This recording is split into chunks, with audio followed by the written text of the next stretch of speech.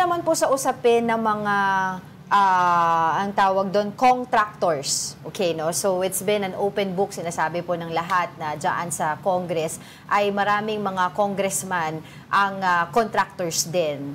Hence, nagkakaroon ng issue ngayon sa mga flood control, mga deals with the government. I was wondering if the committee is going to do any motu proprio investigations regarding this to make sure po, para makita din po ng tao yung transparency ng Congress itself.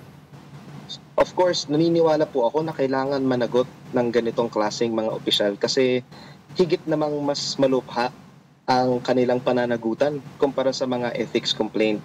The House Committee on Ethics is ready to act on any complaint that is filed before it, and me as presiding officer, should any member upon motion bring this matter up, we will take it accordingly, it will be voted upon, and it will be acted upon.